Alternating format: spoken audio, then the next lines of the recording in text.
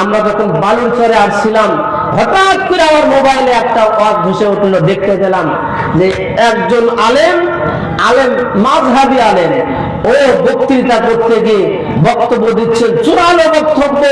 শুধু সহিহ হাদিস বললেই হবে না, সহিহ হলেই হবে না, সহিহ আলেম বললেই হবে না, কোরআনটাও সহিহ লাগবে, তাহলে সহিহ বলা যাবে।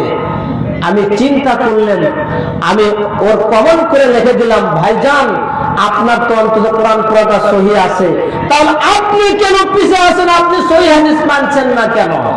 কথা বলেন ঠিক কি না? মাযহাবীদের দোহাই হলো যে আহলে হাদিসরা নাকি কোরআন সহিহ করে তেলাওয়াত করতে পারে না। আরে বেটা, কোরআন যদি সহিহ করে, যদি এটাই যদি মাযহাব হয়, তাহলে তোমাকে চ্যালেঞ্জ করি, তুমি আমার ছেলের সাথে চ্যালেঞ্জ করো দেখি। আমার ছেলে যদি কোরআন তেলাওয়াত করে, তার কোরআন আর তোমার কোরআন তেলাওয়াত দেখি তোমার ভুল হয় কয়টা, আর আমার ছেলে ধরে কয়টা, দেখাবো তোমাকে।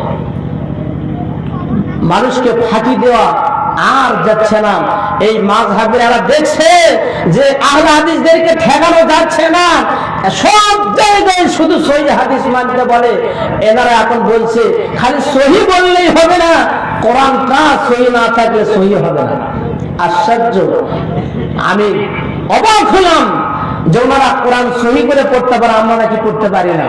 আর এটা আমার সরাসরি আমাদেরকে ভুল ধরে দেখাও না যে এটা সহিহ, এটা জয়ী, বা তোমার এটা শুদ্ধ হয় নাই। আমরা তো এই কোরআন পড়ার উপরে ওই অনেকেই পিএইচডি করে অন্য অন্য বিষয়ের উপরে, আমরা তো কোরআনের উপরে পিএইচডি করেছি। দাদা তুমি ভুল ধরো যে আহলে হাদিসের কোরআন পড়া শুদ্ধ নয়, তুমি একজনকে পড়ায় দেখাও না যেটা ভুল। গত কয়েকদিন পূর্বে আমার মসজিদে, আমি কামালেপাড়া বাজার মসজিদে, কেন্দ্রীয় মসজিদে আমতে করি, ওই মসজিদে একজন মাযহাবী লোক, ও জীবনেও কোনো মাদ্রাসায় বারান্দায় যায় নাই, ও একজনকে বলেছে, তো তোমাদের ইমামের পেছনে তো সালাত হবে না কেন? যে ও তো জলিম কয়, দলিম বলে না। আমি আশ্চর্য হলাম। আমি বললাম সেদিন যে দলিন আর জলিন, এই মূর্খ অজ্ঞর কাছ থেকে জেনে নেবেন এর অর্থটা কি, জলিনের অর্থ কি আর দলিনের অর্থ কি। যদি বলতে পারে তাহলে ওনার কাছ থেকে আমরা শিখবো। আশ্চর্য!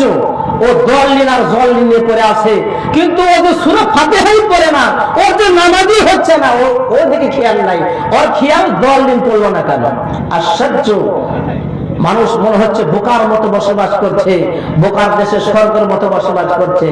তুমি বুঝতে পারবে যেদিন মারা যাবে কোন ভুল করেছো। সারা জীবন তুমি নামাজ পড়েছো, সূরা ফাতিহা ছাড়া তোমার নামাজই হয় নাই।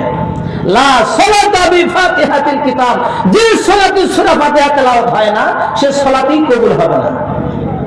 তুমি মাযহাবী দাবি করার সূরা ফাতিহা পড়ো না ইমামের পেছনে, তোমার সালাতই হয় নাই, তুমি দলিন আর জলিন করে থাকো। তুমি আমার যুবক ভাইয়েরা, এই জন্য আমি বলতে চাই যে আমাদের আহলে হাদিসদেরকেও সজাগ হতে হবে, আমাদেরকেও কোরআন শুদ্ধ করে পড়ার চেষ্টা করতে হবে, যাতে করে এই মাযহাবী এই ফিরকাবন্দীরা যেন আপনারা আমাদের যেন এই কোরআনের ভুল ধরতে না পারে, তেলাওয়াতের ভুল ধরতে না পারে।